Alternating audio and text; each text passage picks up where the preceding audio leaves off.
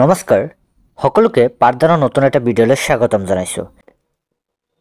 DHS, DME, DHS, FWN আয়ুষৰ grade 3 non technical পোষ্টৰ বাবে DMEৰ ফালৰ পৰা যি 765টা পোষ্টৰ বাবে এডভাৰটাইজমেণ্ট দিছিলে তাৰ বাবে যিসকলে আবেদন প্ৰক্ৰিয়া সমাপন কৰিছে তেওঁলোকৰ এক্সাম কেতিয়া হ'ব, এডমিট কাৰ্ড কেতিয়া মুকলি কৰি দিব আৰু কি সিলেবাসৰ পৰা বা কি টপিকৰ ওপৰত কোৱেশ্চনছবোৰ পৰীক্ষাত আহিব সেই সম্পৰ্কে এই ভিডিঅ'টোত আলোচনা কৰিম।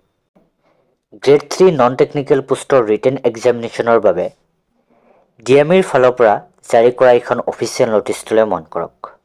ইয়াত কৈছে যে গ্ৰেড 3 নন টেকনিকেল পোষ্টৰ বাবে যি এডভাৰটাইজমেণ্ট দিছিলে সেই এডভাৰটাইজমেণ্টৰ অনলাইন এপ্লিকেশ্যনৰ সময়সীমা 16/1/2025 তাৰিখে অন্ত পৰিব আৰু কৈছে The written examination of filling up the vacancies of different grade 3 non-technical posts under the establishment of the Director of Medical Education Assam, DME Assam, shall be held on 09/03/2025.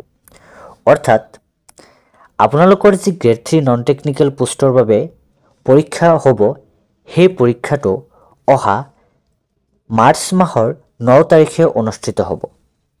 অতিৰিক্ত কিবা তথ্য জানিবলগীয়া থাকিলে আপোনালোকে এই অফিচিয়েল ৱেবছাইট ভিজিট কৰিব পাৰে। ইয়াৰ পৰা আপোনালোকে সকলো পৰীক্ষা সংক্ৰান্তীয় সকলো তথ্য পাই যাব। 9 মাৰ্চ তাৰিখে আপোনালোকৰ যি গ্ৰেড 3 নন টেকনিকেল পোষ্টৰ বাবে পৰীক্ষা অনুষ্ঠিত হ'ব সেই পৰীক্ষাৰ এডমিট কাৰ্ড আপোনালোকে কেতিয়া ডাউনলোড কৰিব পাৰিব। আপোনালোকে ইতিমধ্যে গম পাইছে যে DMEৰ গ্ৰেড 3 টেকনিকেল এক্সাম যোৱা 12 জানুৱাৰী তাৰিখে অনুষ্ঠিত হৈ গৈছে আৰু তাৰ এডমিট কাৰ্ডো এসপ্তাহ আগতে পৰীক্ষা অনুষ্ঠিত হোৱাৰ এসপ্তাহ আগতে দিছিল। গতিকে খুব সম্ভৱ এইবাৰো আপোনালোকে মাৰ্চ মাহৰ 1 তাৰিখ নতুবা 2 তাৰিখ মানতে এডমিট কাৰ্ড ডাউনলোড কৰিব পাৰিব। এতিয়া DME গ্ৰেড 3 নন টেকনিকেল এক্সামিনেশ্যনৰ বাবে যি সিলেবাছ দৰকাৰ হ'ব সেই সিলেবাছ সম্পৰ্কে এটা থুলমূল ধাৰণা লৈ লোৱা হওক। আপোনালোকৰ যি পৰীক্ষা অনুষ্ঠিত হ'ব সেই পৰীক্ষাত জিকেৰ পৰা 20টা কুৱেশ্যনছ দিব, ছায়েন্সৰ পৰা 10টা কুৱেশ্যনছ থাকিব, ইংলিছ পাৰ্টৰ পৰা 10টা MCQ থাকিব আৰু মেথছৰ পৰা 10টা থাকিব।